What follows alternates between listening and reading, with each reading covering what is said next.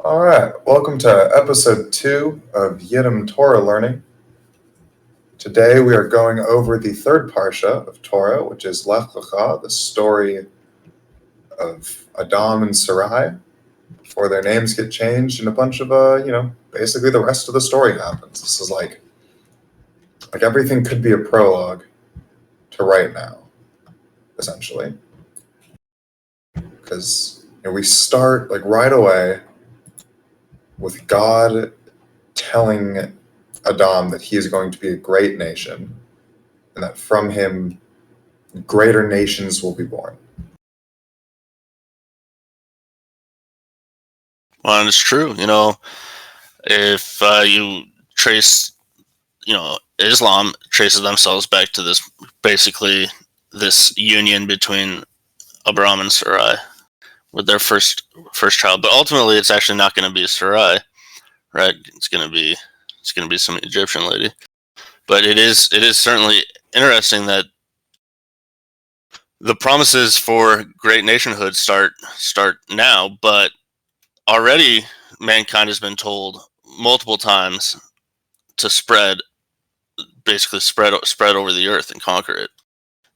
And so I do think it's interesting that humanity has this huge mission, but now we're getting into the little bits, the nitty gritty, where you start saying, well, everybody's supposed to be doing this, but you guys, you're really my flag bearers. And I think it's beautiful that starts so soon, but it doesn't really cement itself for another several generations. Well, it's really only 2 generations, because Adam has Isaac, Isaac has Jacob, and that's really the start of the tribes of Israel. Yeah. But he's still the grandfather, so it's still... Well, and I'm thinking Moshe, Moshe Rabbeinu, he brings it all to culmination, ultimately. All right, but I think we're getting ahead of ourselves if we're starting to discuss Moses. So shall we just start at the beginning, I guess? Yeah, I think, well, it's interesting. If we're just chapter 12, verse 1, the first verse of the parsha, God, Lord saying to Abram, go forth from your land and from your birthplace and from your father's house to the land that I will show you. I just think it's interesting how the location is so important. Why couldn't Adam have just stayed? Not Adam, excuse me. Abram stayed where he was. Why? Noah just built the ark where he was, but God is like, nah, the nation must be in this location, and I will bring you to this land.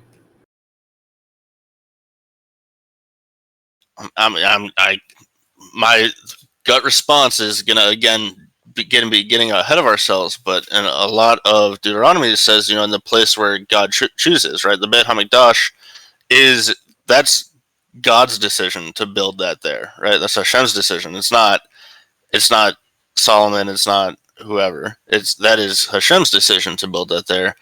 And so, even though the land of Israel has not been named as such yet, there is, God is putting a hyper focus on it even now.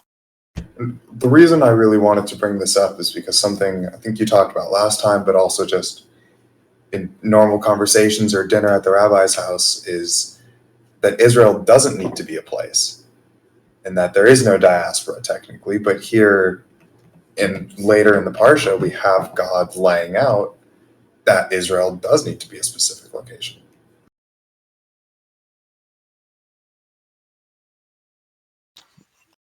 Well, when you have a small family, you have a small piece of land. As the family grows, so much the land, right? I guess. But we get later and God literally lays out borders. Yeah. What I talked about last week was in regards to pretty sure it was Jacob. It's Jacob or Isaac. It wasn't Abraham though.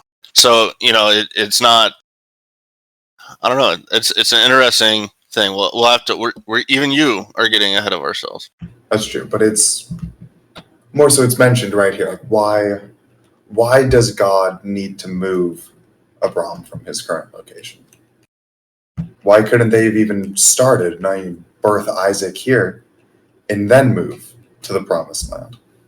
Well, what I think, to compound to that is that, he says he's going to lay out all this land that he's going to show you, but he's not actually going to move him there yet, right? Because first he goes through the land of Israel, or the land of Canaan at the time, and he goes through, and God even says later down that there's going to be a drought here. So just keep on going. Just keep on going. Unbelief, go to Egypt. Well, there we are, ending up in Egypt for the first time. Yeah, and I find that's going to become a trend.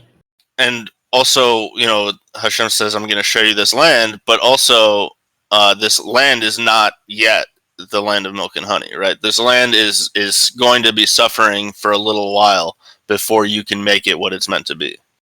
Exactly. So the movement is more of just, here's the promise, here's the land. Yeah, I mean, and if you want to take like a 100% secular view and say that Abram is just some dude that's tripping in the desert, he just walked until he found something nice and was like, I'm gonna come back here one day. I'm gonna settle this bitch. It's a thought I have every now and then, but we'll come back to that towards the end of the parsha. And then move on. I will bless those who bless you, and the one who curses you, I will curse, and all the families of the earth shall be blessed in you. So all the families on the earth shall be blessed in you. I think that's a really interesting one, because how, if Hashem will curse those who curse me, then how will all of the families of the earth be blessed through or in me? Is that insinuating that in time, or maybe in an ideal situation, nobody's cursing anybody, we're all blessing everybody, everybody's blessing everybody? Well, I always thought like the shall be blessed in you is referring to like your children kind of thing. Well, all the families of the earth will be your children. Is that what you're saying? That's a good point. Not entirely, but just like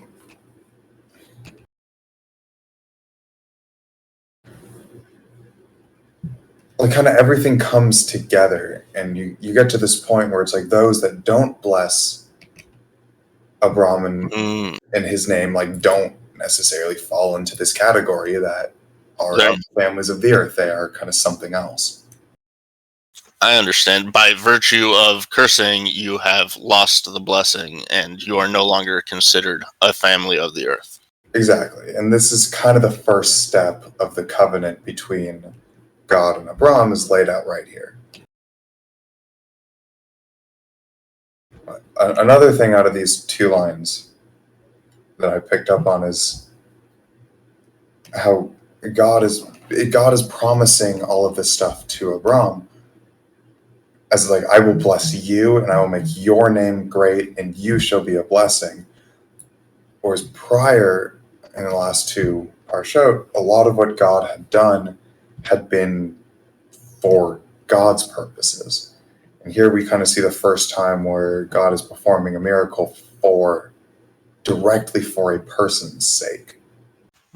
It's interesting because on my first reading of that, when I think of your name, I think of a surname, right? Like my last name or your last name, but that's not really a concept. So like even still, for Abram, he does. What is his last name? I don't fucking know.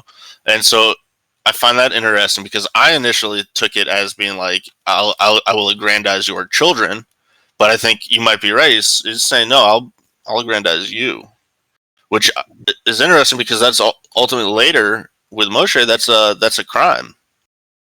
That's what keeps Moshe out of Israel. So I find it interesting. When I guess when Hashem does it, it's fine, it's cool. But when you do it for yourself in the name of Hashem, that's bad.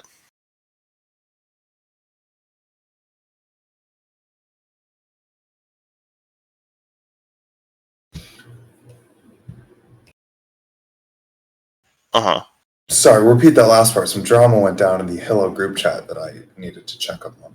Oh my goodness. So just the very end. So he's aggrandizing Abram, right? And Right. so maybe, but later when Moshe he strikes the rock instead of touches it or whatever, right? And ultimately, I've also heard that I've also understood that when when the Red Sea gets split, Moshe just takes credit for it, right? And so he's aggrandizing his name through Hashem, through the power of the miracles that Hashem is working. But here, Abram is just having a talk with God, and God is aggrandizing him. So like I find it interesting because in one section it's kind of like this it's praiseworthy, and in another it's punishable. But I think that comes where the source of the aggrandizement comes from. Exactly. This is Moses was not promised a nation. Moses, Well, he inherited the promise, right? he inherited the promise, but this is an initial promise. This is the very beginning. You have to remember, Moses doesn't come around for another couple hundred years. This is a very different context that these people exist in. So, and we see in 4 that Lot is basically he's getting set up for failure, right? Like just the fact that he went with Abram means that Lot is doomed. Why do you think that? Well, because ultimately, what fate we know what fate befalls Lot, Mm-hmm. and Lot is condemned for it, even though it wasn't necessarily his fault. I mean, I guess kind of his fault. He got drunk, but if Lot never goes with Abram, right, then Lot is safe in the hills or wherever it is that they're coming from, right, from or wherever. So just by virtue of traveling with Abram, Lot dooms himself. Because he's a good person, but he ends up suffering a bad fate. I don't know if that actually is in this portion or if it's in the next one. I think it's the next one. Well, because nothing was mentioned of Lot's wife. Spoilers, turning into a pillar of salt. So I think all that happens next time. Next week on the door. But I don't know. I didn't necessarily pick up that he was doomed from this. Things seemed to be going pretty well until they started fighting later on. I guess it's knowing what we know. Hindsight's 2020. But really quick before we move on, I just wanted to point out that we're still directly blessing Abraham's name. Like at the very beginning, the Amidah, and the blessing you say over your children, or over your sons, his name is right there. That's true. Just like, here we are, still doing it. And it's not just his name. And then it's his child and his grandchild. But like, still, the first name we say is Abraham every time. Yeah. Do you think that it like? Because I'm realizing now, you say all the men for Reform Shul, you say all the men, and then you say all the women. Do you think that like, even though they got the women's name in the prayer, do you think it still triggers a lot of women that you say it second? Yeah, but those are the same people pushing for how to be an anti-racist to be taught in schools. So yeah, and talking about how they're not going to circumcise their sons and still try and consider themselves Jewish. Yeah. We want to debate that. It's literally a couple paragraphs later we get to that whole. Yep. If you don't circumcise your kid, you shall be banished from my love. It's essentially how that line goes. But anyway, again, we're getting ahead of ourselves. We got so much in between to talk about. So Abram takes Sarai and Lot, his brother's son, and all of the stuff they acquired in Haran. That must be where they're coming from. And the last stuff, the generations, puts me to sleep every time. And the souls they had acquired. So Abram has already started the, I hesitate to use this word, but he's already basically started his cult. Essentially, he picks people up on the side of the road and indoctrinates them into the beginning of this, cult. At this point, it's kind of a cult. I think it's interesting how they use the word acquired as if they bought them. Oh, I'm thinking like scalps. Oh, I mean, no, I'm actually thinking like cult members more than anything else. But I find it interesting the use of the word souls. souls is interesting too. That's in the English translation. I'm not Yeah. sure what the direct Hebrew says, but yeah, I feel like indoctrinated might have been a better word than acquired. Well, I mean, if Like when you're, we're talking to people. I have a long running question. I'm sure you're aware. What is the difference in indoctrination and education? I think that if you're indoctrinated, you can be deprogrammed, but if you're acquired, you have to be given away, right? So it speaks to something more permanent when they use the word acquired, Yeah, like I said, like they bought them. or like the would be indoctrination is so good and so effective that it is a permanent effect. That's an interesting. It's an interesting point, but my only thing against that is, granted, this was a while ago, but there wasn't a whole lot to build off of. Like now, getting someone to convert, we have the stories, we have the Torah, we have organized synagogues. It's a lot easier to acquire someone now. It's interesting how they were able to acquire people with essentially nothing. I mean, the voice of God, right? That's I guess, and back then, I guess that's all they needed. right. And he's being blessed by God specifically. Yeah, I will aggrandize your name. Maybe that's what that's in reference to. Is I will make your name well known and widespread, so people will flock to you for this purpose. So And almost as if these people had already heard of Abraham. And right, and oh, in fact, you're the Abram I've heard so much about. Let me follow you. yes, and maybe specifically in 3, those are the families of the earth that are blessed in you, the ones that come to you. But I think there is an argument for the slave stuff too, because they, when they talk about the circumcision, every member of the household, including the slaves, were circumcised. Exactly. They were all of the faith, whether they were slaves or not. They were of the house of Abraham. Yeah, maybe the souls were acquired in multiple different ways, and that's the reason for the use of that word, because it doesn't just mean from slavery. It's also from indoctrination. All told, his household are the souls that he has acquired, and his household is large. I like that. It's easier to say acquired than every other form of collection. All right. And where do they go though? I find it interesting that they're going to Canaan, to the land of Canaan, where the Canaanites were in the land, right?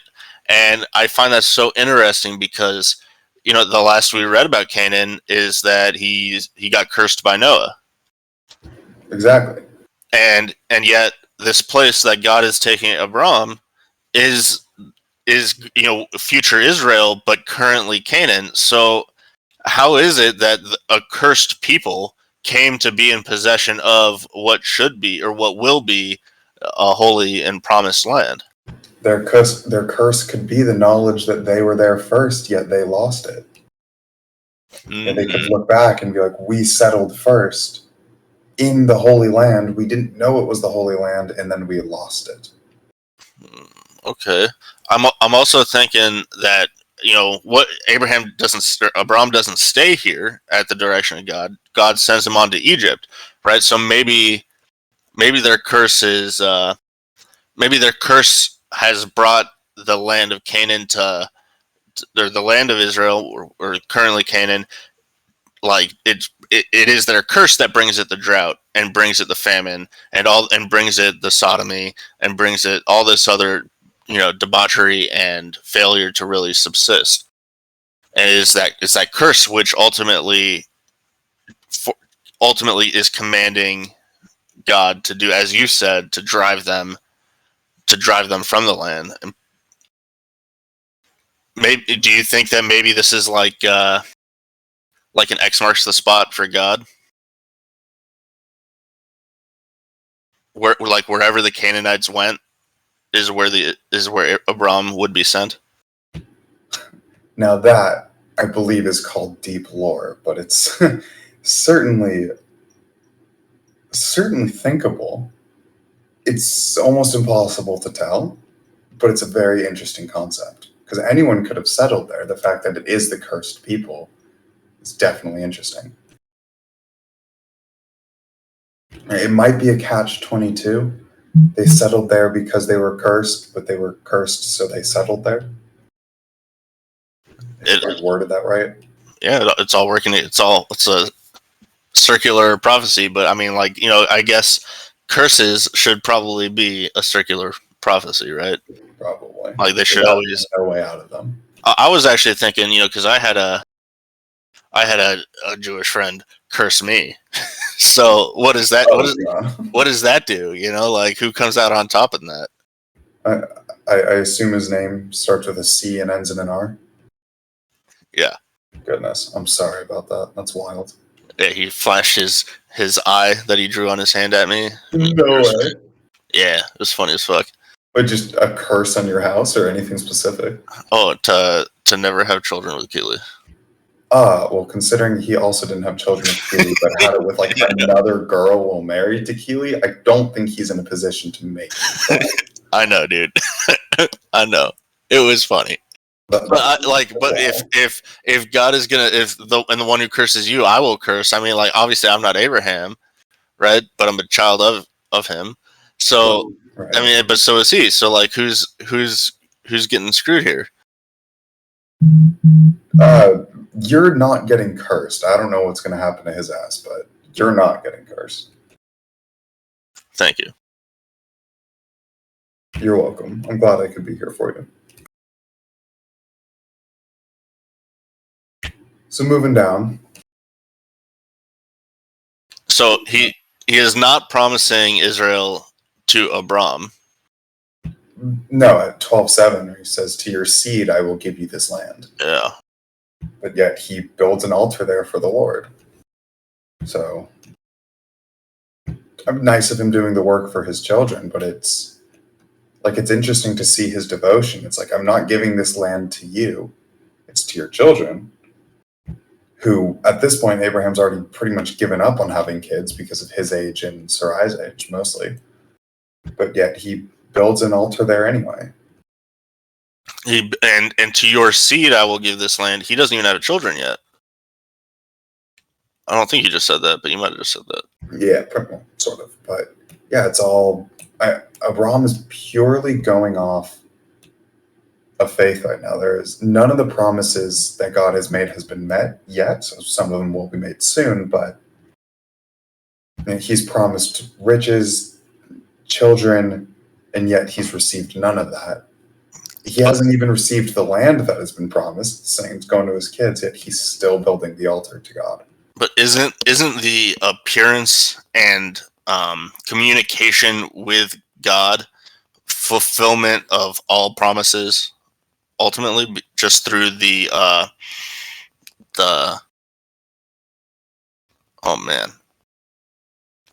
omnipotence of Hashem? Like, I imagine that Abram is like, he is fulfilled upon upon just these communications, right? So while building the altar, is it a commemoration of the promise that Hashem is making Abram, or is it just like an offering at that moment for even appearing to him at all? Potentially a mix of both. Because like this altar, do we return to it in the future? I don't think we do. Yeah, we do. Turn to it later in the Parsha. Oh shit, my bad. That's okay. Hey, usually it's me that's stumbling over everything. Don't worry about it. But I've been ready to go since 10, and you ditched me. Yeah, sleeping. Yeah, sure. That's what they all say. Oh, so he builds another altar in the mountain east of Bethel. 12:8. Yeah, I see that. Yeah, it's good to have multiple locations, right? Well, I mean, like they're waystones, right, for the way back. Because that's where that's where Hashem makes this promise. I'll give you this land. Well, I want to know. I want to know how to get back to my land, bro. That's a good way to keep track of things. Good stops. Like, you've brought me back to the location as I come back to the land you promised me. It goes on south. South, goes to Egypt. I do find it interesting. This isn't so much a commentary on the words, but like, I mean, we hear Moses was led like directly with an outstretched arm and a big cloud in the sky, but nothing about how Abram was led anywhere. Well, I mean, How he was taken to the promised land. It just kind of ended up there.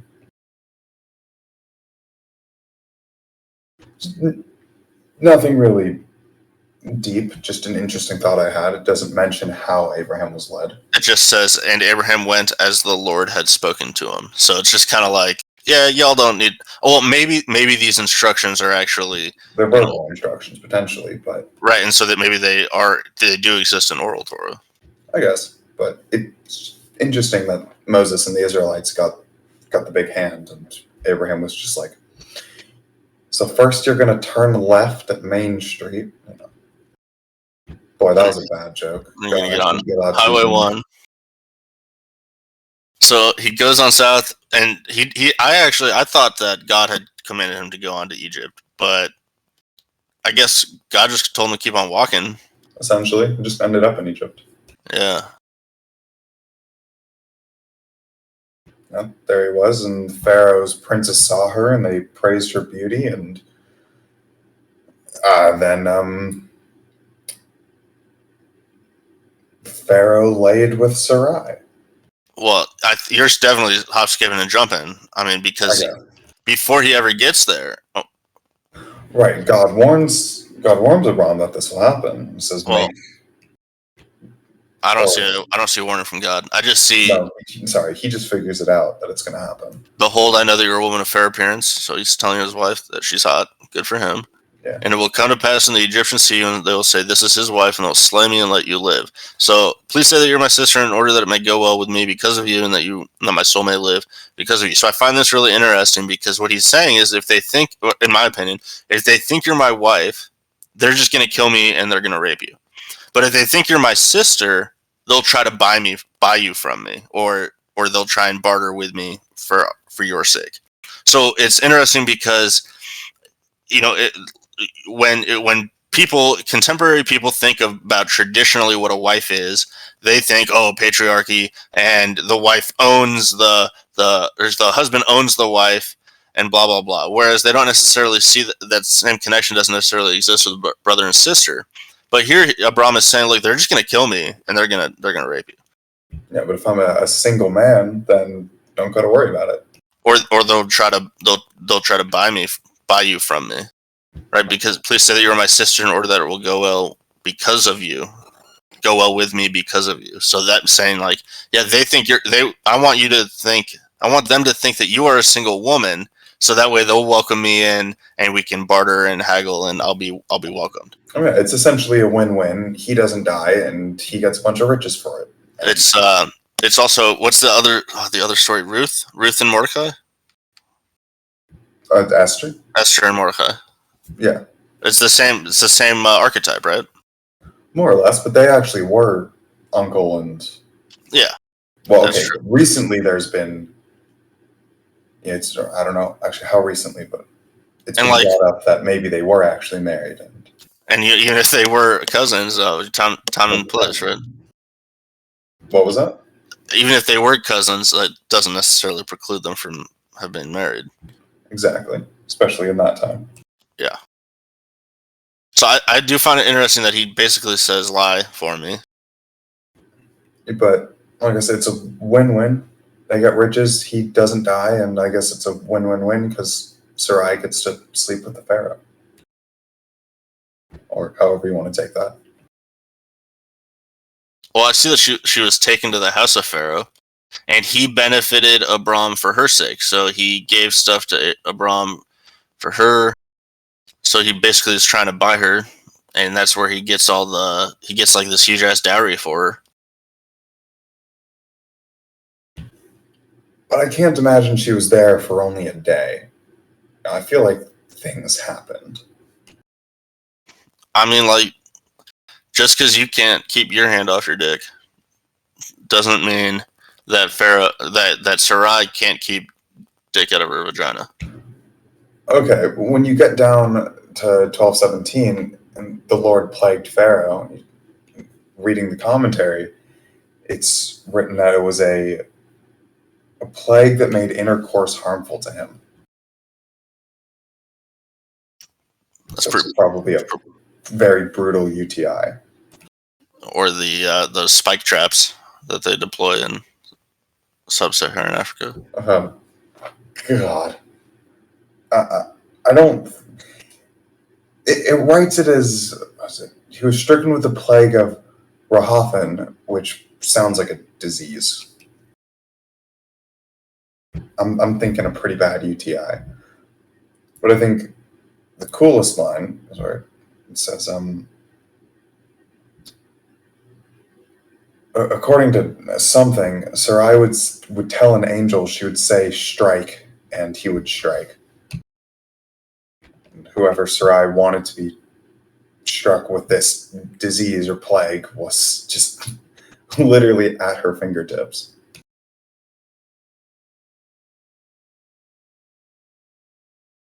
Just wild power. I'll hold up brochure.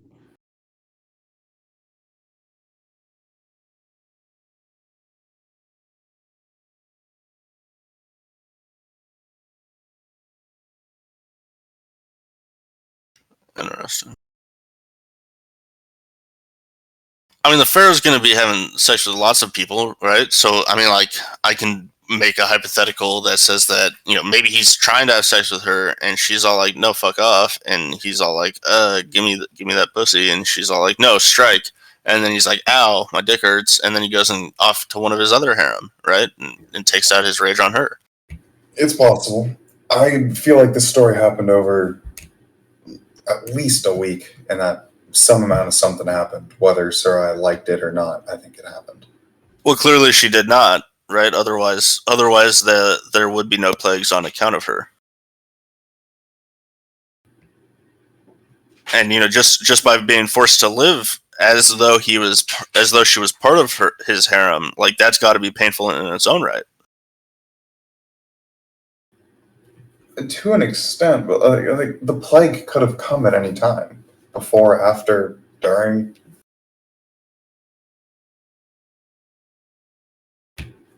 I don't think it's completely out of the question, but I don't think you can write it off.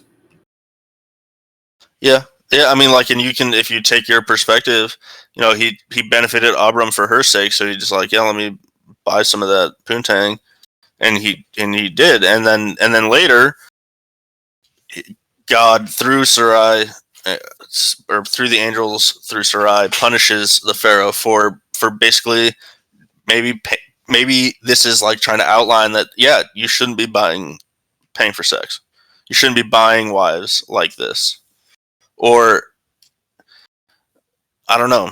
Or maybe it's the start of the Goyim versus the Israelites, because they have, these people. Maybe you shouldn't be engaging in intercourse with, from across the aisle, if you will. It's definitely an interesting take. I still struggle because I look at it like Abram knew that this was going to happen. He planned for it, and he was perfectly okay with it, which, doesn't seem very gentlemanly, right? But who says he's a gentleman? Nobody says he's a gentleman. He's a little weird. I wouldn't say he's a gentleman. And then you have Pharaoh specifically saying to Abram, "What is this you have done to me? Like, why does it hurt when I pee, bro?" Yes, absolutely. Why did you not tell me that she was your wife? And I, like, you know what, dude? I completely agree. Interesting that we don't get Abram's response, but it probably went, I didn't feel like it. It was probably like what we heard about earlier, is you would have killed me if I if I did.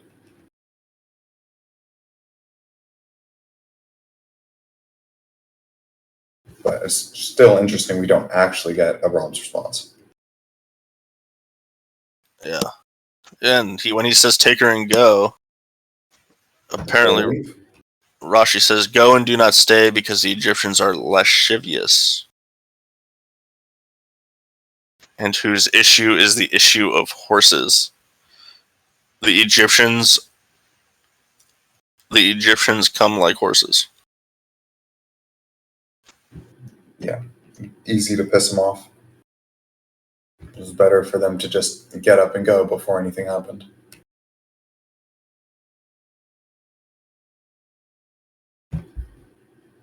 So yeah, that's the story of the first time weird shit happened in Israel, or in Egypt, to the Jews.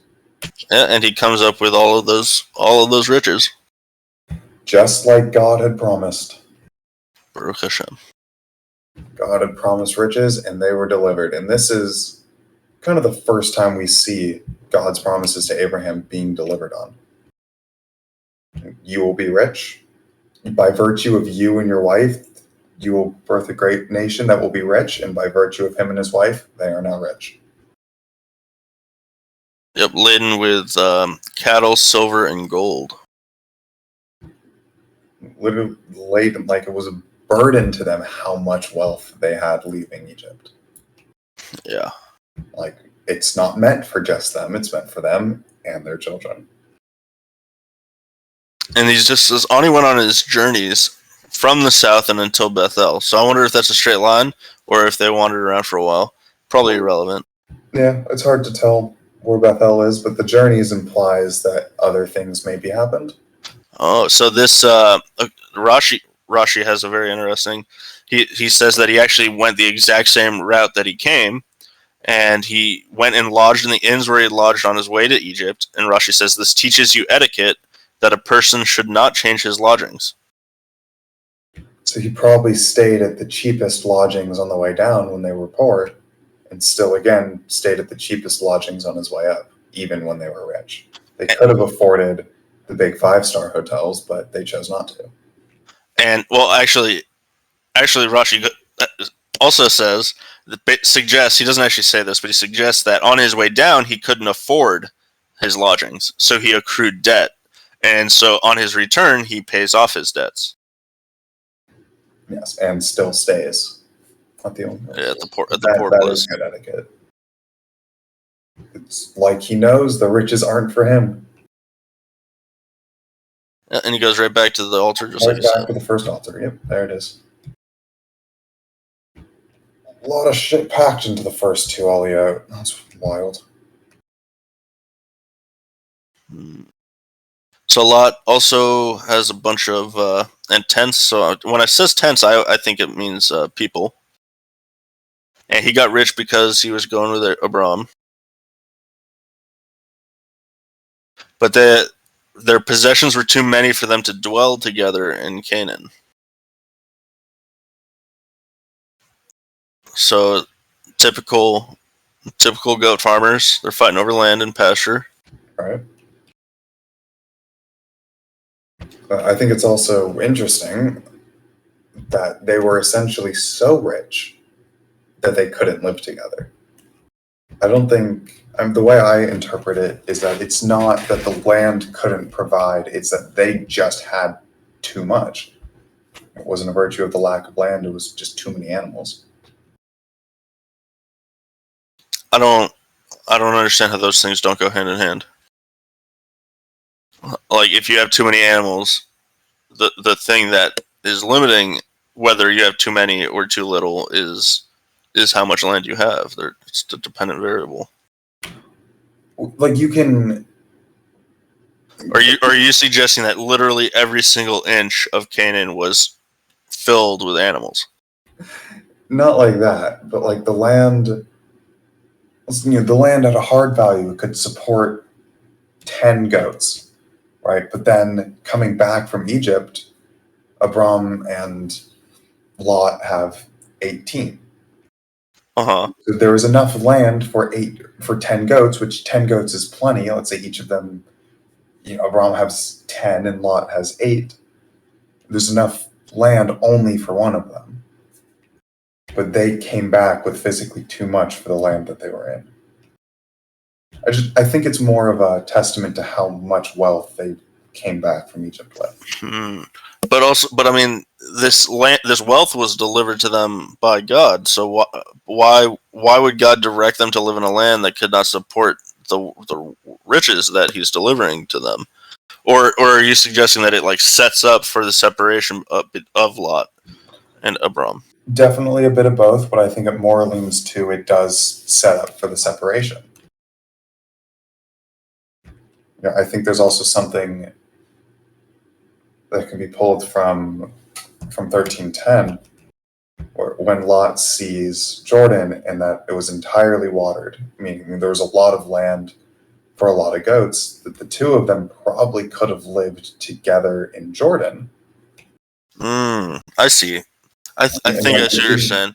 So if they had just like settled this by releasing each of them, if they pool their 18 goats, settle it so they both have 10 goats, and just like Lot was traveling with Abram, so Abram should be like the main man in the house. Also, he's older, and they should have just let those other 8 steeds go, and then they could have lived happily ever after. No, I think they could have moved, taken their 18 goats to Jordan. Oh, well, but that's not where they were commanded to live. Exactly, but I still think it's interesting how. But Abram still doesn't have a son. He doesn't have the seed that will inherit the land, as God promised earlier, that it will be his seed that inherits the promised land. There's nothing stopping Abram from going to Jordan as well, while he still doesn't have a son, where he and Lot could have raised their goats together.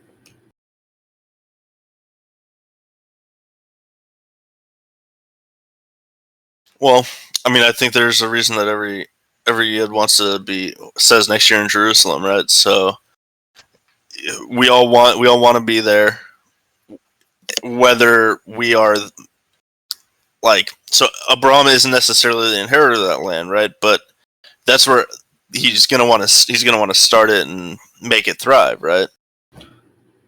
Yeah, but he still could have built up something in Jordan with Lot. I just think it's interesting that they avoided the conflict of living together, even though the land was the issue. And they could have solved it by moving to a different location. That's just kind of my point, is that they chose to avoid any further conflict, even though they could have lived together in Jordan. Well, but ultimately it's Abram that gets to stay where he is, which is arguably quote quote the victorious position. And Lot, while he is related to Abram, he is not of Abram's seed, and so he's kind of like a cousin that's like, I don't know, cast aside, right? Lost you for a second there. Sorry, somehow I accidentally left the voice channel for 5 seconds. Yeah, so like Lot is kind of like the cousin that's been cast aside, right? He's not really he doesn't he has been promised nothing by God. He has only accrued wealth incidentally by traveling with Abram, right? Because it was Abram who was commanded into the land of Israel. Lot just followed. Mm-hmm. Correct. And I don't know if you caught the part about like Abram got to stay where he was, which kind of makes him kind of the victorious position, in my opinion. Yeah, I caught that. Okay.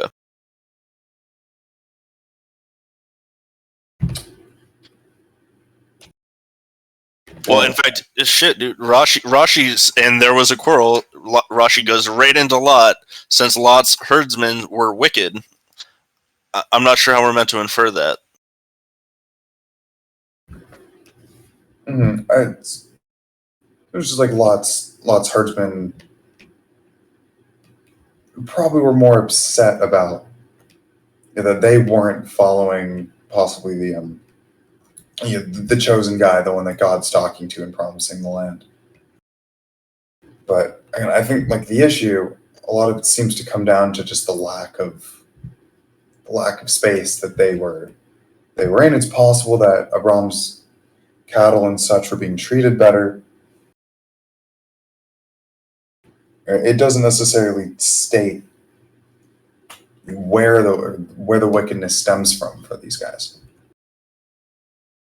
And I think that's why it's hard to interpret. Like what you were saying, like, well, how do we interpret them? It's a little difficult to. Do you think that they are considered wicked just by virtue of not being blessed as Abram is blessed? I don't necessarily think the two things relate to each other.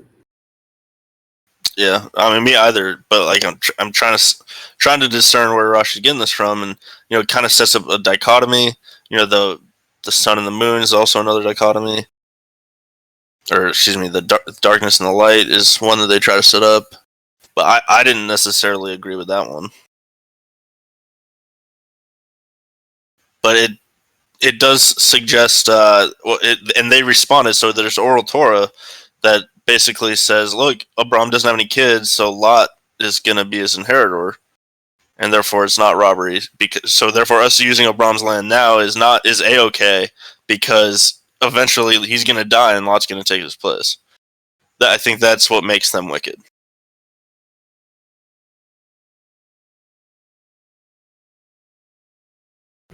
All right.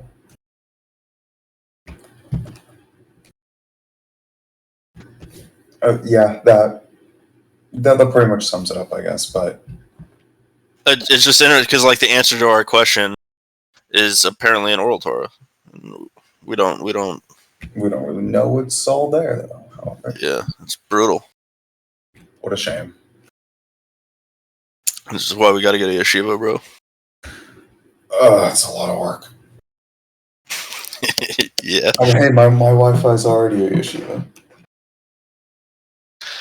All right, and Abram said to Lot, let's not fight, bro. We're kinsmen. Let's just go our ways and be okay. They even resembled each other in their facial features. Interesting. Good for them. See, I think it's interesting because if you go left, I'll go right. So basically, Abram is Abram giving the choice to Lot, like what'll happen, like who will go where? He's essentially giving Lot the option, saying, "If you go, that's what I meant to say." Yeah, so I think he's definitely giving Lot the option. But do you think that this has a more long-ranging perspective, maybe foreshadowing? Because I guess Lot ultimately, Lot ultimately lives in the land of Sodom and Gomorrah, right?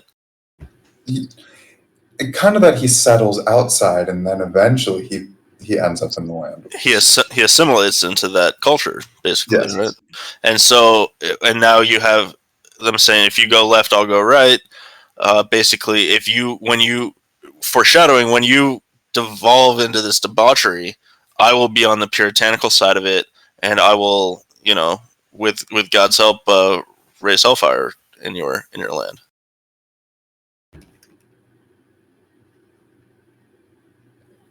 That is something that I had not thought of, but that is mildly brilliant. Thanks, bro.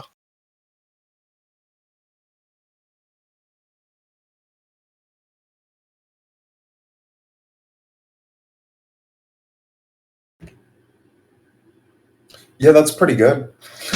It's pretty good.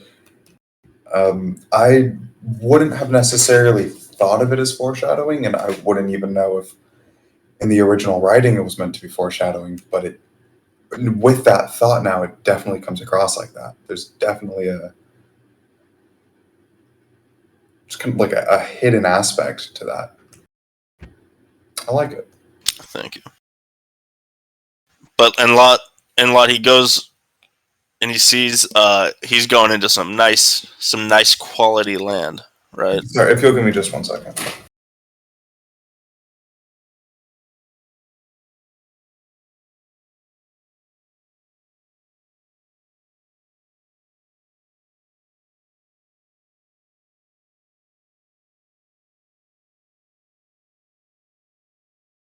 I'm back. Welcome back. Thank you.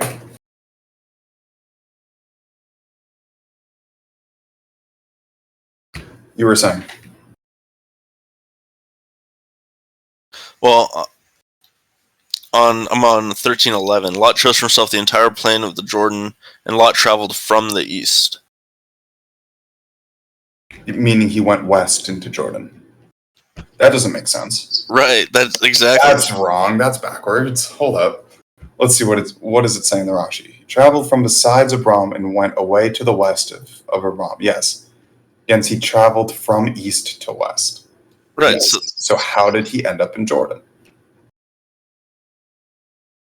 Unless we're completely misunderstanding where Canaan is, but and it's like actually what's on the like Iraq.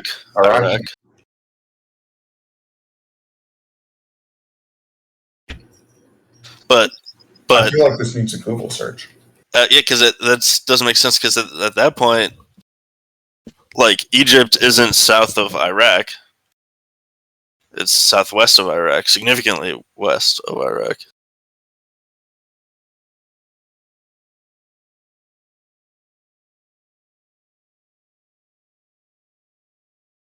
Yeah, there is absolutely no way that this makes sense. Canaan, the first map that I was able to pull up on Google puts Canaan in kind of the north of Israel, but it's still Israel. Where is it put in the planet Jordan? Jordan's probably where Jordan is today, but definitely not.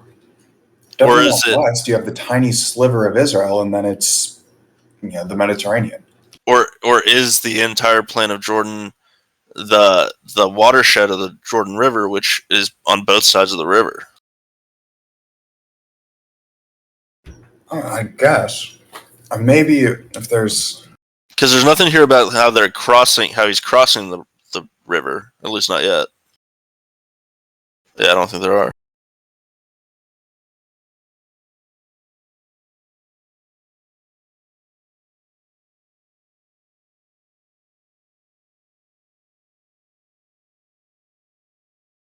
I'm trying to figure out where Saddam was.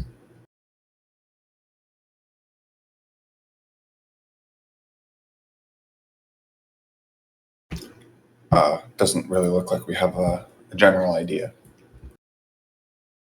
Well, okay, Saddam was also still on the west of the Jordan River, so I'm not 100% sure how he traveled west to Jordan.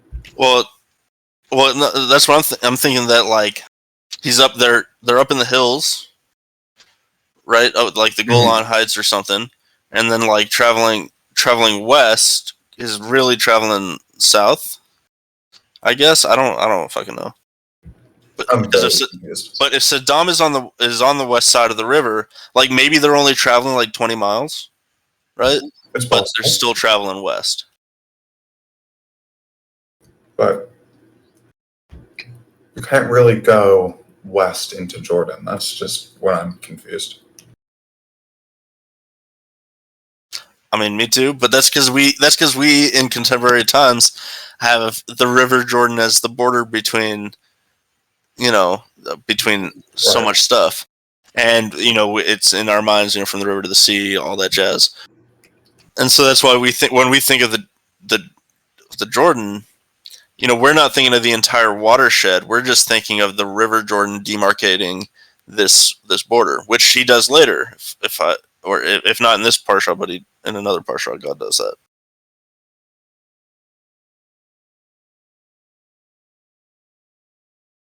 But apparently Lot says, "I care neither for Abram nor his God." That's terrible. It's rude as fuck. Fucking brutal, bro.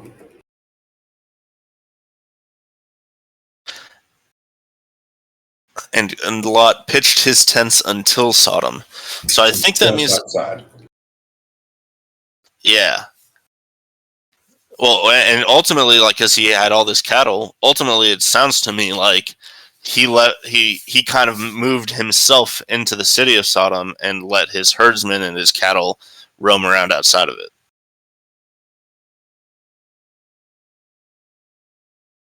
I'm trying to make the argument that he trying to set up for him, like, really assimilating, I guess, into the debauchery. Yeah, in fact, and the people of Sodom were very evil and sinful against the Lord. And Rashi says, nevertheless, Lot did not hesitate to sojourn with them. Mm-hmm. So it doesn't seem like he wanted to be. He was trying to be wicked or evil and sinful against the Lord. That's just kind of where he ended up. Well, I think that Lot did not hesitate. It's kind of the damning part. Oh, okay. I see that part. It could be some resentment after watching what just went down, and essentially that Abram was the chosen one to lead the land. So it's probably just some internal resentment and anger. Well, and I mean, but at the same time, he hasn't necessarily cursed Abram, which I think is interesting. He's just kind of upset, but he's not deranged yet. And I don't think he ever becomes deranged. Well, apparently he ends up being the only righteous person in Sodom that Abram can find later. But again, we're getting ahead of ourselves. And the Lord said to Abram after Lot had parted from him, please raise your eyes and see from the place where you are, northward and southward and eastward and westward. For all that land that you see, I will give to you and to your seed to eternity. So, like, for all that land that you see physically, I mean, come on, that's not that much land, bro. Especially they're going to be in a hilly territory, so, like, are you really going to see all that much? Have you been to Israel? Yeah. So there's not a whole lot there. Well, I mean, it depends on where you are, right? But if there's still not a whole lot there, depending. Yeah, I mean, it's obviously a tiny place. And one of the things that I thought was really striking, we stayed at this hotel outside of Jerusalem, and you could see Jerusalem through like 4 different valleys, right? It just that's pretty cool. Yeah, it was really pretty. It was obviously really far away. Not really far. It was probably like 20 miles away, but you could still see it. But we were, within our immediate area, like we were the only building probably for 10 miles, and it was like a hotel or something. It was really nice. There's not a lot of hotels in Israel. Yeah, it was a nifty trip. So. Well, I didn't stay at any hotels when I went. But my point is, like, Israel, it's all just a bunch of hills. And then the desert. And also one of the most inhospitable places in the entire planet. So, the Dead Sea. Yeah. So, yeah, when you're saying he's looking northward, southward, eastward, and westward, there wasn't much. Yeah, we know. Well, but I really like this idea because I'm pretty sure later on he uses the same idea north, south, east, west in regards to like expansion. Because I mean, obviously the borders that they draw up later down the line are not what Abram is physically seeing right now. No, of course. It's more metaphorically. It's kind of similar to 2 lines later, where I will make your seed like the dust of the earth, so that if a man will be able to count the dust of the earth, so will your seed be counted.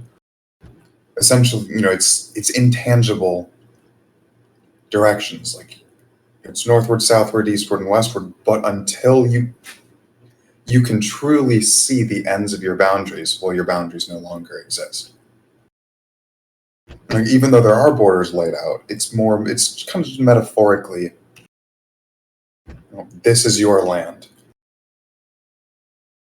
You shouldn't see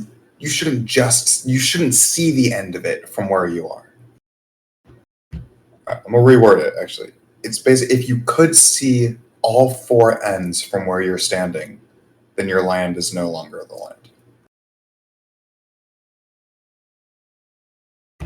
That's what I'm going to settle on. So that was the most confusing to me. Basically, Why lose it once it starts? Once you concede all, I mean, I understand the it'll be. I'm thinking like the edge of the universe kind of a thing, right? Like once you get to the edge of the universe, like what is there? And there's obviously more universe.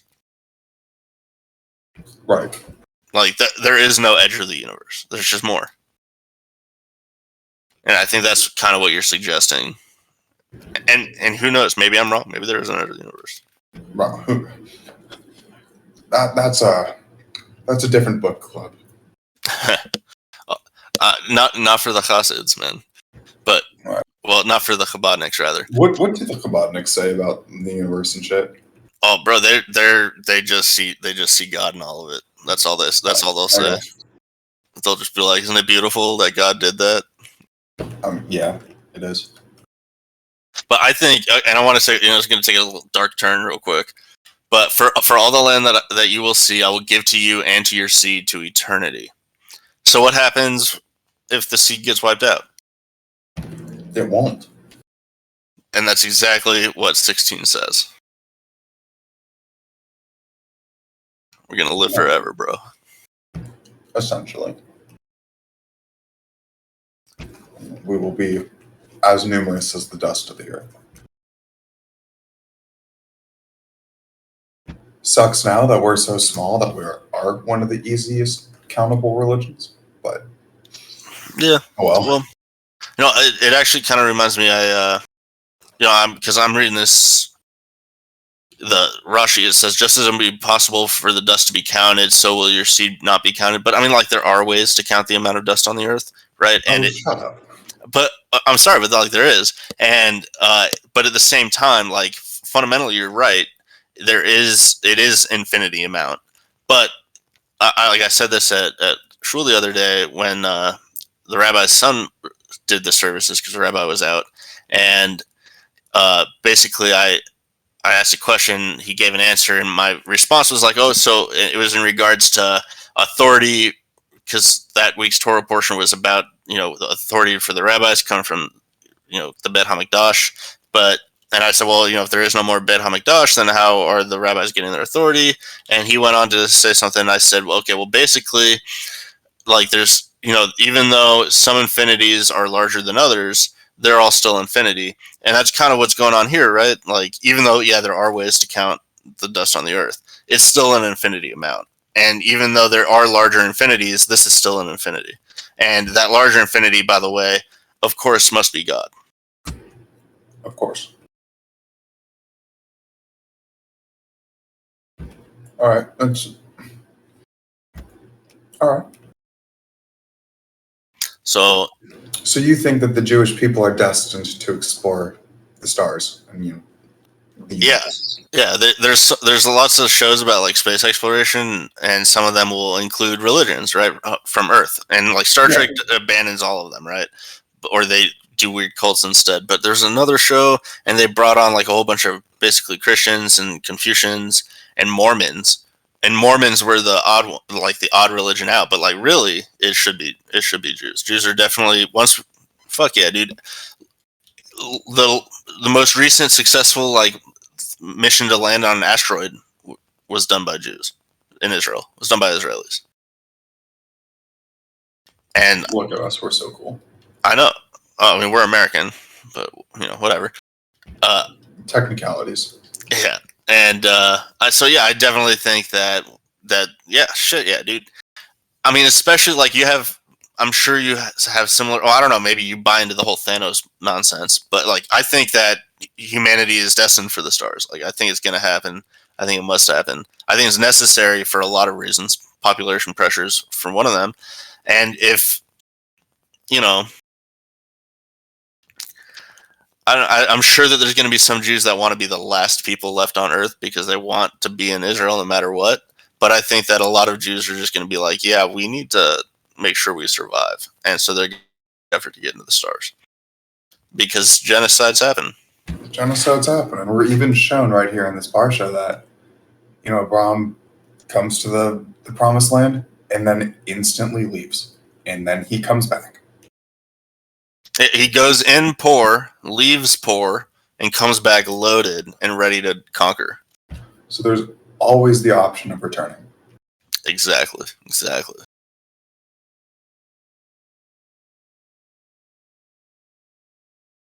All right, so got some wars going on in 14. Oh God, a bunch of random people fighting a bunch of random people. Yeah, it's hard to This keep comes track. out of nowhere. So we're talking about Abram and Lot and going their separate ways, and Abram pitches his tent in the plain of Meru, which is in Hebron. Now he built an altar to the Lord. So a bunch of wars happened. Like, what the hell kind of jump is that? And in like all new names. Yeah, like who are these people? Okay, so in one, it's setting up an alliance. In two, it's saying that they were at war with this other alliance. Right. Oh man, and all these names, according to Rashi, have really special meanings. Yeah, they're all like one of them's Nimrod, who's the Amraphel is Nimrod, who's who like cursed Abram some time ago, and like someone somewhere is the son of Noah, and which is weird because I thought that was like generations ago. Oh, I mean, they're all sons of Noah, arguably. Yeah, so yeah, a bunch of just apparently all these people have meanings, and like we should know who they are, but I don't. Yeah, and some of them have really interesting names, like Sheniab, he hated his father in heaven. His father is capitalized, so I'm assuming that means it's talking about he hates God. Yeah, probably. He was evil to heaven and evil to people. What a bad man. All right, so they all meet up in the Valley of Siddim, which is the Dead Sea. Ooh, before it had water? Yeah, so just a giant salt pool, I guess. Fuck, dude, I would not want to fight there. Bro.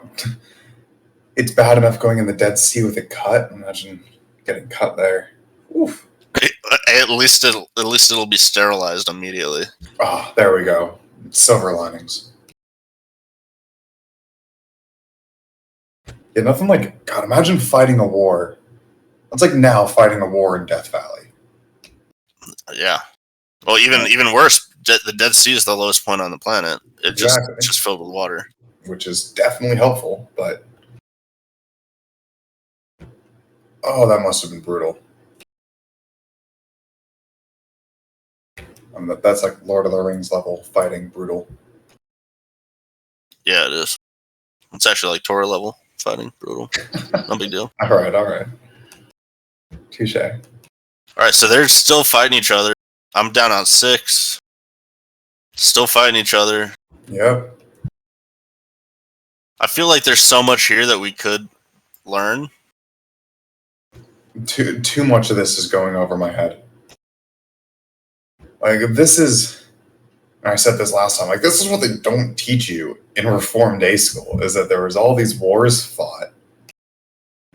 Also, they don't teach you in Reformed Day School that Abram essentially prostituted his wife to the Pharaoh. Things happen. Casually skipped over that. Keely doesn't understand, why sometimes I want her to be on the corner. She doesn't understand, but like obviously I just have the insight that Abram. That's a joke. That was a joke. I'm not going to prostitute my girlfriend. Anyway, so yeah, they fight. Some people die, and kings of Sodom and Gomorrah come and engage in battle. They lose, I think. Yeah, the people in Sodom and Gomorrah lose, and the people that attacked them looted basically, and they also looted Lot. They looted Lot, and I think they took him prisoner. Yeah, and then it says the fugitive, but it sounds like a fugitive came and told Abram the Hebrew. So that's the first time of that use of that, right? Yeah, which also implies that at this point, for Abram to be the Hebrew, that there is already a nation being born. That in this time, Abram has Expanded. Expanded. Where is that word? Which? Hebrew. 13. Yeah, where is it in the?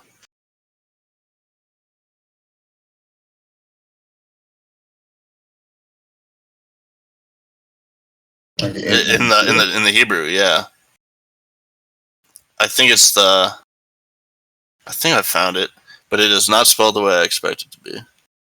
I haven't really been reading the Hebrew. Give me a sec. Oh, I have both. I have them side by side. Yeah, I have it up now.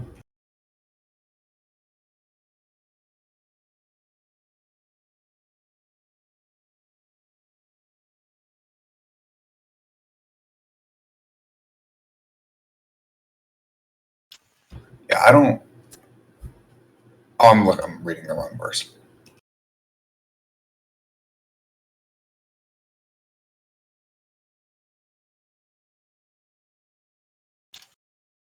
I think it was that one.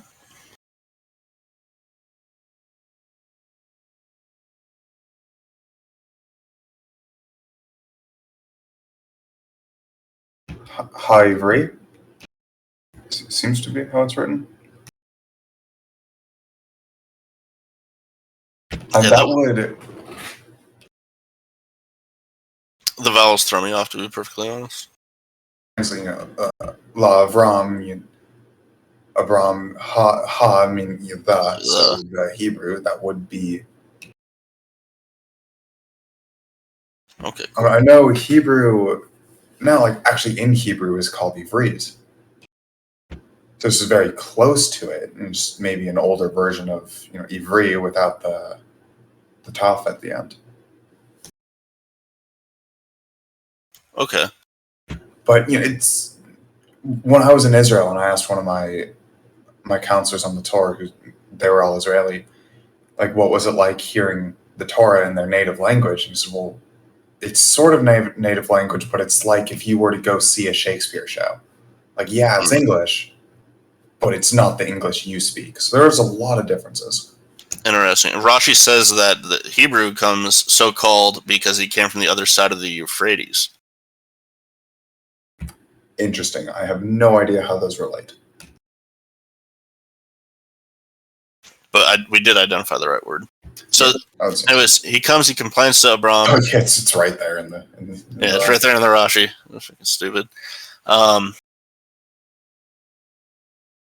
And Abram's got confederates. The masters of Abram's covenant, so says Rashi, because they made a covenant with him. Basically, how are they giving him advice concerning circumcision, man? It hasn't happened yet.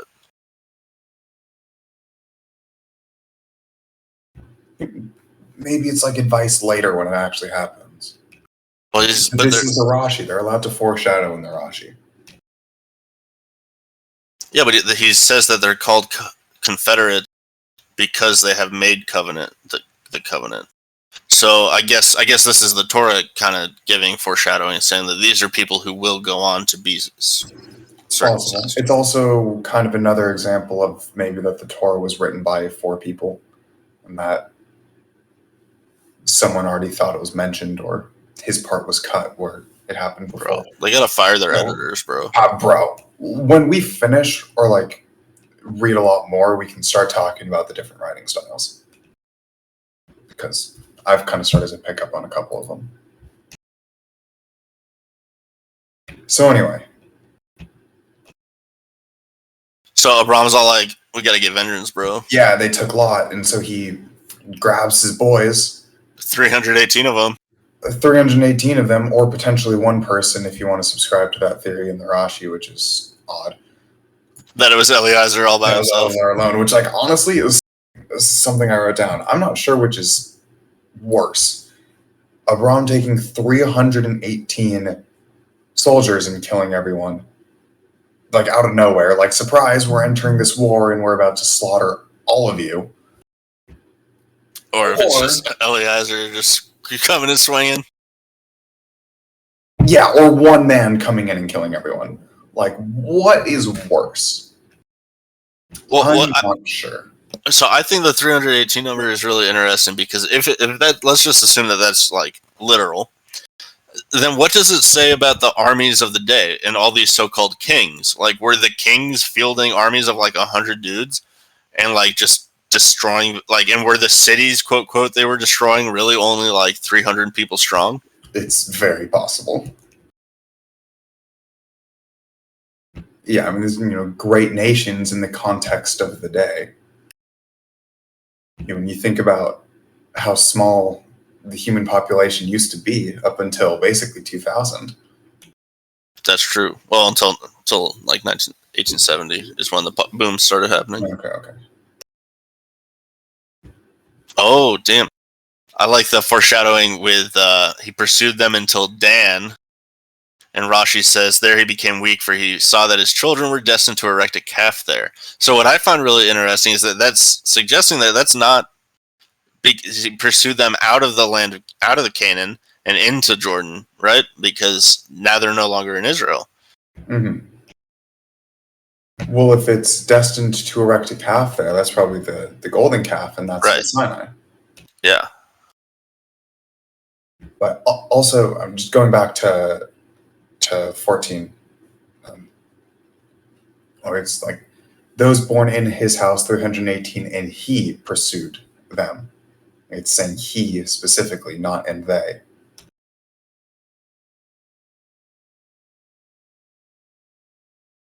Well, I mean his household, right? So he through his household.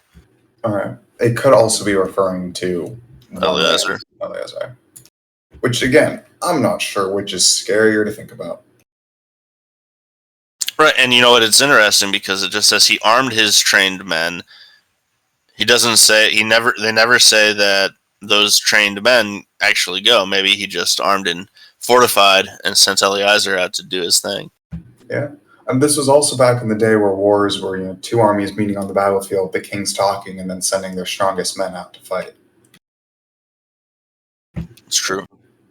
That's how we get the David and Goliath story. What a way to fight. And just so, you wish that's how the army did it when you were in it? Oh yeah, that's 100%. The Taliban just were all like, "Hey man, send us your best," and then they just shot at each other across the valley. Exactly. You 1v1 me, mate. So, so we're on the same page. Eliezer is his like secretary, steward, kind of a thing. Sort of. He's kind of like managing the household, and like getting all the food and stuff. Because he eventually goes out to find Isaac's wife, right? That's the next big thing. Is it? I think that's the. Isaac's not even born yet, so that's not this part. Yeah. Yeah, because I don't even think Eliezer has been mentioned, not even like tacitly yet. Because I don't think you ever get his name. I think his name is exclusively done through oral Torah, and he's just referred to as like the servant. So I find it interesting because he hasn't even been mentioned tacitly, but here we have Rashi talking about him.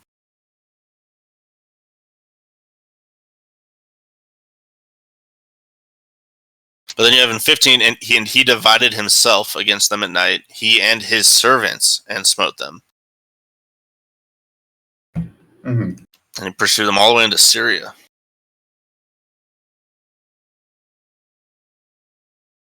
Make sure he delivered everything back to Lot. So obviously he sees something redeeming in Lot. Maybe it's just the fact that they're kinsmen. That seems to be kind of what I was picking up. He just likes them because they're related.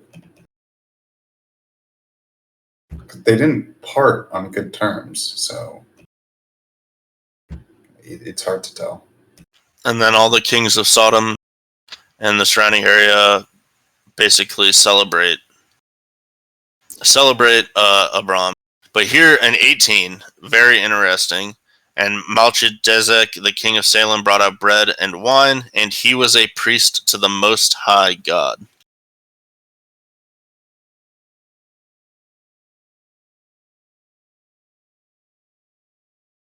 Le'el Leon. And you know what's even more fucked is that Rashi has nothing to say about that. That this man was a priest to the Most High God. Well, except for he says that Melchizedek is Shem. The son of Noah. He'd be really fucking old. But the Most High God would be referring to Hashem, not, and of course you see that because it's all capitalized. But that's a separation. Like, is it this same cult that Abram is doing, or is it a different thing? Well, Shem would have been around during the flood, obviously, so he knows the power of God. He's might be worshiping God in his own way. Well, I mean, he's a priest to him, so I mean, in later context, that would suggest that he actually has like some authority, some weight among his people, which Abram must also be because he's also of the Most High God. He's also of Hashem.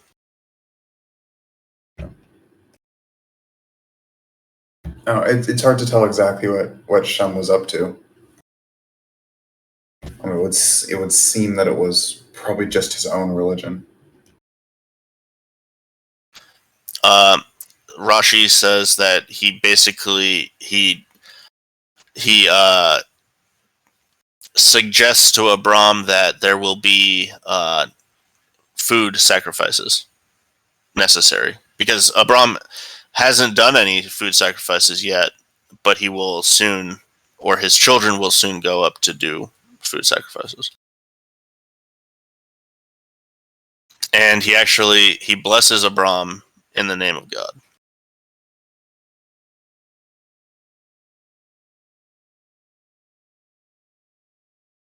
And then he also blesses Melchizedek is praising God, is doing these blessings, not Abram. Mm-hmm. So it would seem that Melchizedek is still worshiping God, after the flood and everything. To me, this guy seems like a Cohen before there were Cohen. It's an interesting way to look at it.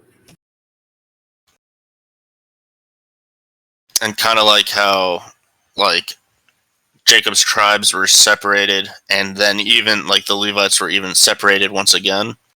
Like Noah and his kin were separated, but then his kin were separated once again into Melchizedek, or excuse me, into Shem, who is the only one still alive. Probably is the case, or less likely, he's the only one still worshiping God.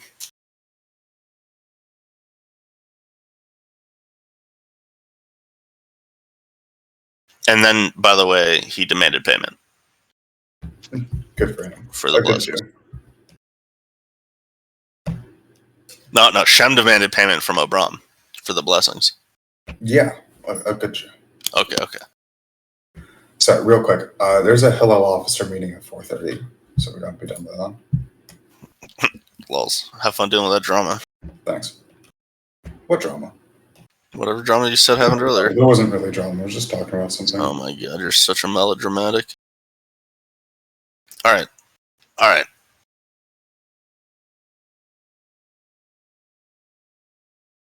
And then they said, basically, take everything. Or excuse me, the king of Sodom wants to keep the people, but he's okay with departing from the.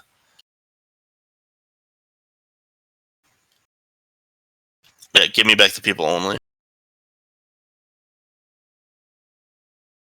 But Abram says, I'm not going to take anything, bro. I don't want to owe you any favors. I don't want you to think that you made me who I am. So I'm not going to take any of this stuff because God made me what I am and only God. The only thing we will take is a little bit of food to feed us on our, basically.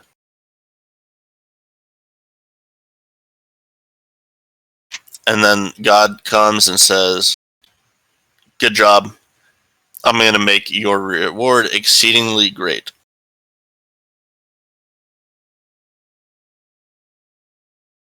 Aha! Here Eliezer gets named. I did not realize that. So where are you right now? Sorry. 15-2. 15-2. Okay, cool. So Abram is complaining to God, like, look, you keep telling me all this stuff. What will you give me since I'm going childless, and the steward of my household is Eliezer of Damascus? Because he's given, obviously he's got right to complain. You can't be promised a huge family, lots of seed, and then not have any kids. Yeah, it's like, Abram is confronting God. It's like, you've given me everything else, yet you have given me no seed, as he says in 15:3. It's like, to me, like, it's interesting how he's prioritizing his bloodline over everything else that exists in the nation he's building. It's like, yes, he has the wealth, he has the soldiers, he has Eliezer of Damascus, but he doesn't have his own child, and that's what he seems to care the most about. Well, I mean, why does man build anything? It's so his children can enjoy it. Exactly. And also, he was promised. It's the promise that has yet to be fulfilled. And I mean, it's the promise that also will take the longest time to like really mature, if you will. I mean, obviously the kids got to grow up, and that's really when the value of your seed will be shown as they grow. Which is why, like, my dad's chronic depressed because look at me. Like, what value do I have? It's none. But then God is, once again, if you can count the stars, you can count your children. So essentially, your children will be as numerous as the stars in the heavens. And Abraham's just like, okay, I guess.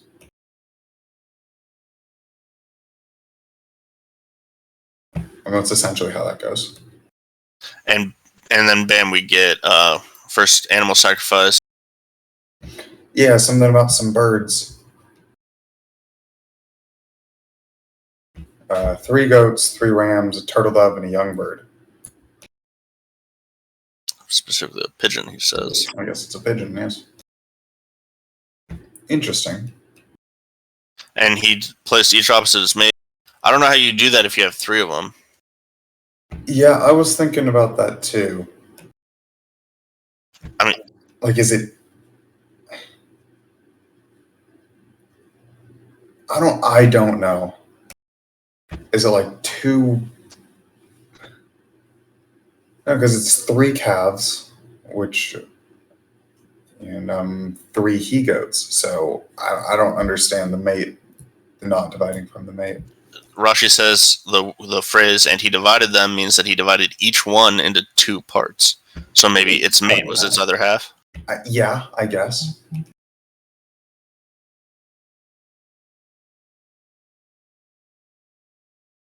But it's an interesting way to word it. And he did not divide the birds, so I guess the birds don't get cut in half.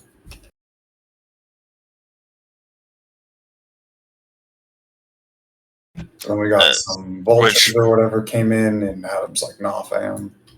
Which, by the way, the not splitting the birds is an illusion, according to Rashi, that Israel will exist forever.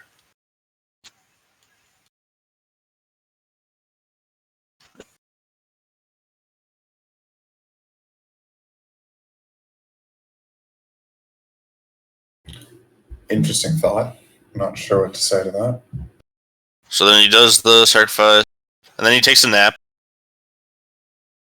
Or a deep sleep. Felt like something heavy was falling on him or some darkness. And oppression.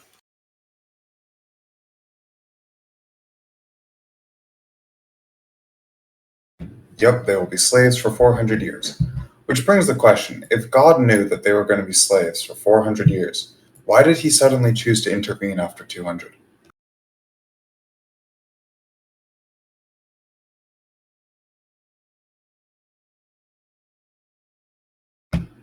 Well, it's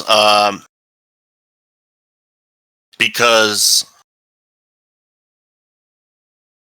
well, they got some crazy math here.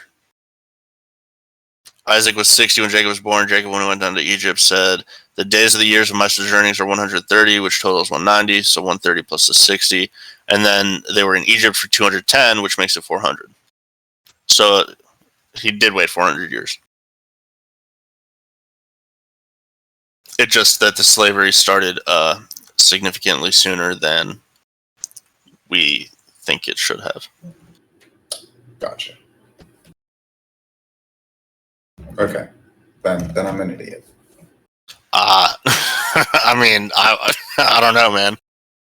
I think that is taking a big step, taking a leap. Yeah, because they weren't really oppressed. Right? Yeah, Joseph. Isaac and Jacob, and then Joseph. That's not none of that's the oppression stuff until later. Well, I mean, it is oppression by virtue of not being in the land that they're promised. I guess. Maybe it's all in, like, it's a slow burn. Like, maybe it's a lesson to say that, like, yeah, sure, when you first come somewhere and you think that you're well welcomed, and you have a positive, good environment, over time that will always sour and lead to your enslavement. And you're like, I don't know, Jews in America are not necessarily always been welcome, but like post Holocaust, Jews did very, very well in America, and that relationship is beginning to sour.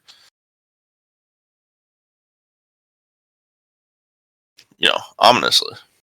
And Jews in Eastern Europe in the 1700s, 1800s, yeah, I guess they were pogromed occasionally, but ultimately they were doing pretty well for themselves, and especially at the beginning, and over time that relationship soured.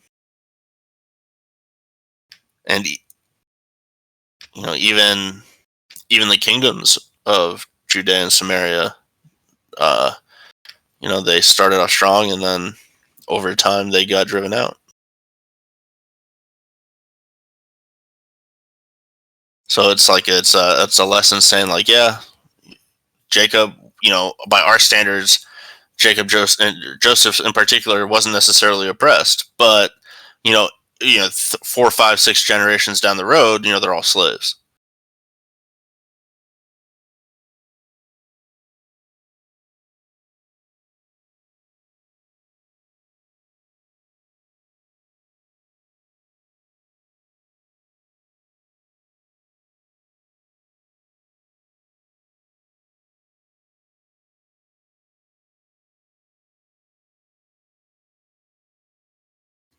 If you're talking, I can't hear you. I'm not talking.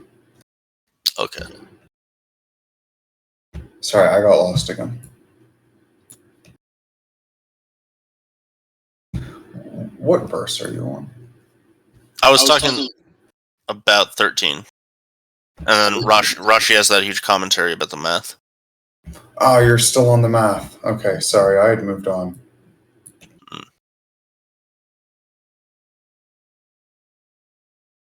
So where are you at?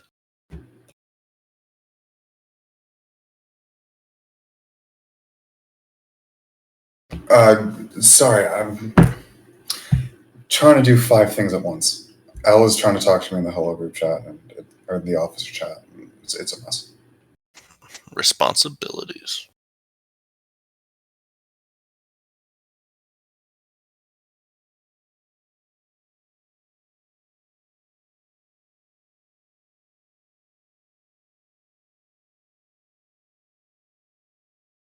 But the prophecy, is established.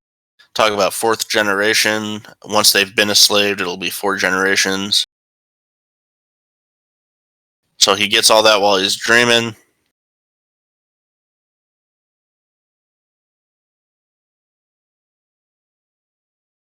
And God forms a covenant with Abraham, saying, "To your seed I have given this land from the river of Egypt until the great river, the Euphrates."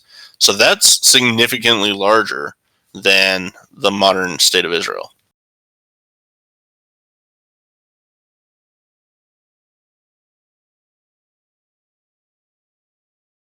One more time, I'm sorry. I'm on 18, down at 18. And on that day, the Lord formed a covenant with Abram, saying, "To your seed I have given this land from the river of Egypt until the great river the Euphrates." And that's a significantly larger plot of land than modern state of Israel. In fact, it might be what some people refer to as Greater Israel. Greater Israel. One day, but we've got some other governments kind of in the way right now. Where is the Euphrates, actually? It's in Iraq. Yeah. And then to the east of it is the Tigris, and they come together at some point, and like near the ocean, and they form the Fertile Crescent. Damn, that's a giant Greater Israel. Yeah. One day. And it says the river of Egypt, so all the way to the Nile. One day. All right. So now we go to 16, where Hagar gets railed. Sarai goes to Hagar and says, "Hey, I'm barren, apparently." Yeah, but I want my husband to have a kid, so go for it.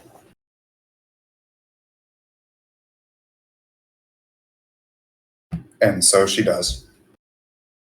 Yeah, but then she also goes like Power crazy and like tries to take over the house pretty much. Hagar. Yeah.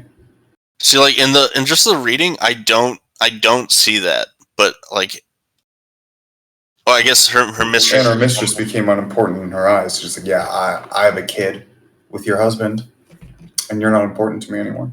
Yeah, but it's interesting because with Rachel and Leah, they take the opposite, right? Because Leah bears a majority of the kids, but Rachel is considered the most important member of that house, even though she has less kids than Leah does. Right. So it's two sides of that coin. Yeah. But then Sarai gets pissed. And says to Abraham, may my injustice be upon you.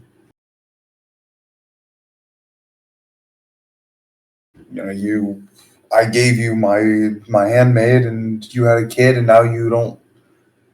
I've become unimportant in her eyes. May the Lord judge between me and you. And then, Abraham's all, no, I love you. Don't do that.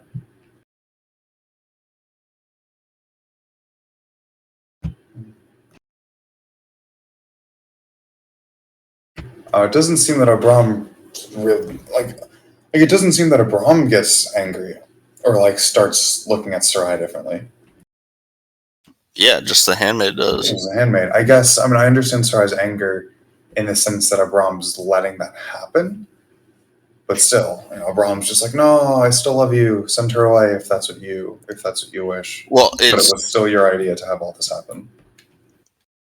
Yeah, I think the fact that he doesn't really care, because all he wants is the children, presumably, but at the same time, it's kind of I think it's Sarai's way of saying like, hey, yeah, you have this like prophecy, and yeah, it's meant to be like your kids, and yeah, you might have found a way around it, but clearly that prophecy was delivered to you to fulfill with me, and so you still haven't fulfilled it. And yeah, you might be happy that you have a kid on the way, but it's not with the right person. And so even though Abram was not angry, he's ultimately, I think he says, yeah, I think you're right, because he gives her the power to do what she wishes with Hagar, which kind of suggests that he actually still does significantly favor Sarai, despite the child being en route.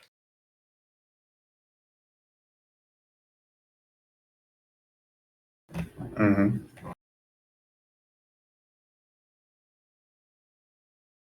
And then Hagar runs away. Yeah, essentially. And God's all like, no, go back, bro. It's fine. Yeah. It's still Abraham's kid. Allow yourself to be afflicted under her hands. That's so brutal, dude. That is so brutal. I know. But it's also like, You knew what you were getting into. You could have said no. But she also, I mean, like, ultimately, who does she give birth to? Ishmael, and who is, Ishmael is where the story for Islam diverges.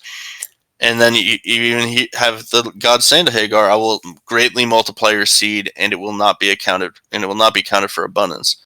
So, like, and look at the second largest religion in the world, man. It's crazy. Yeah. So it's like, yeah, suffer now, and you'll get a reward down the line. And it's almost like, in a sense, she kind of has. Hagar's children are numerous.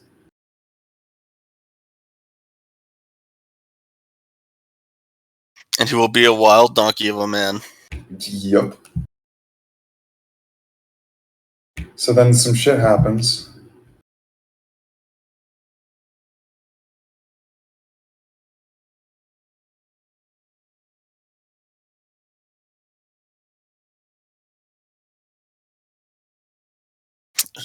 They named a well.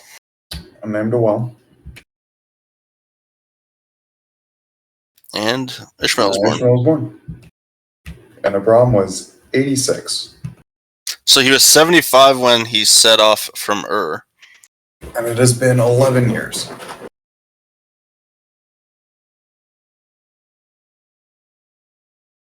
And Rashi says that this sets you up to let you know that Ishmael was 13 years old when he got circumcised. And he did not object. What a legend. And so another 13 years pass. Mm-hmm. And God visits Abram and says, "Walk with me. Be perfect." What a thing to be told. He basically restates the same covenant. But God says, like, once you're born, you'll be called Abraham, or once you are now, he gets renamed into Abraham. Yep. That was a long portion. What's up? That was a long portion because we're on 7th Yeah, now. we're still not done. And 7's not that short either.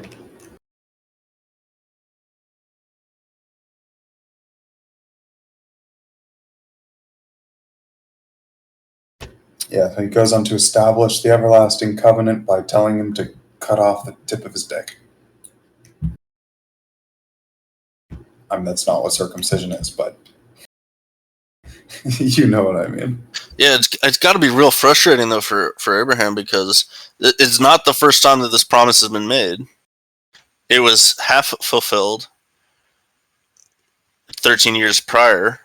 Mm-hmm. And now he's telling him, like, hey, actually, you're going to have a kid, but actually, you got to cut off your foreskin. And this happens even before Isaac is born. Oh, yeah. Well before Isaac's born.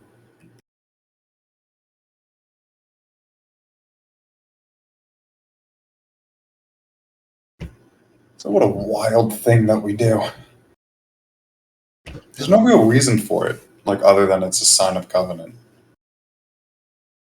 I mean, there's, some supposed medical benefits. That's true. Which, honestly, a lot of things in Judaism have interesting medical benefits, like the kosher diet is extremely healthy. That's not much salt your mom uses. Well, okay, except for the salt part. That's not the kosher diet. That's the Jewish style. Yeah. Just eat vegetarian. Okay, no, shut up. It's so easy to be kosher if you're vegetarian. I know, but then I have to be vegetarian.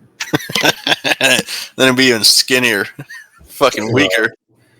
Yo, I'm probably this skinny because of all the really thin kosher steaks I grew up eating and the tofu that my mom would make us. Oh, dude, you're a literal soy boy. I fucking hate tofu. It's tasteless pillows. It's like eating a pillow. It's disgusting. Soylent Green, dude. Fuck that. So he also says, basically, anybody that's in your mail, anybody that's in your household, mm-hmm. And whether they're of your line or not, which technically none of them are. So how do you think Christians read 14? And an uncircumcised male who will not circumcise the flesh of his foreskin will be cut off will be broken my covenant. well, considering they don't really read anything else from the Torah, I don't think they care. Well, I think it's also something about Jesus saying that you don't have to do any of these things anymore. Yeah. Weirdos. I know. And then Sarai also gets her name changed. Mm-hmm.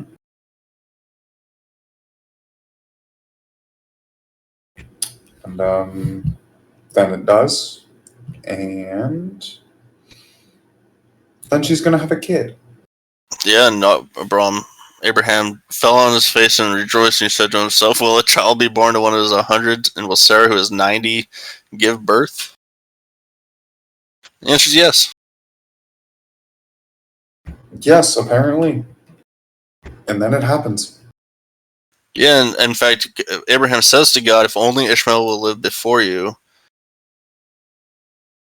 And Rashi suggests that it says, I do not deserve a reward. I don't deserve another son. I'll settle for Ishmael.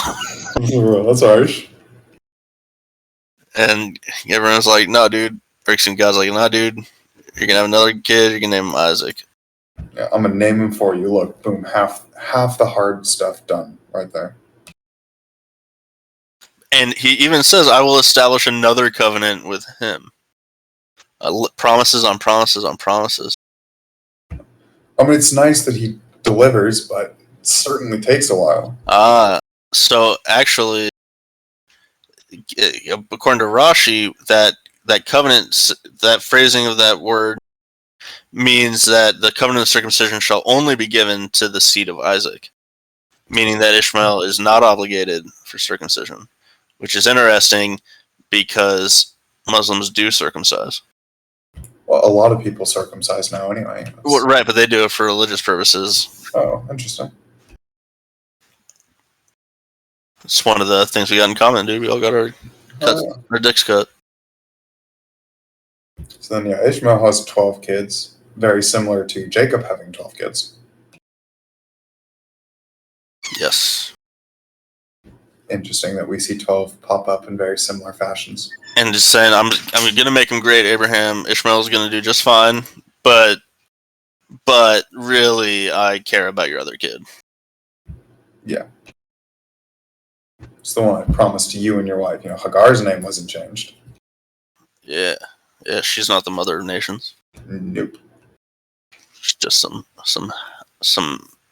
She's the reason that Keely won't let me get a house made.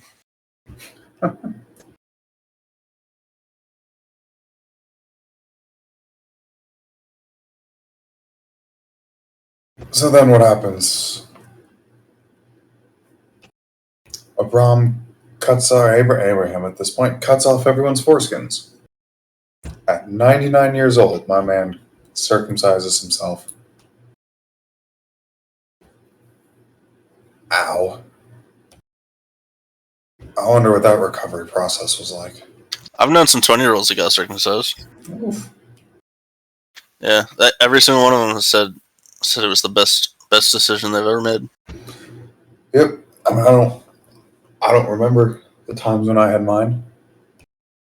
8 whole days. And his whole household circumcised him. So, look at that. We got the covenant. We got Isaac born. We're going to read more about Isaac next week. Right. We get the binding of Isaac next week. I think.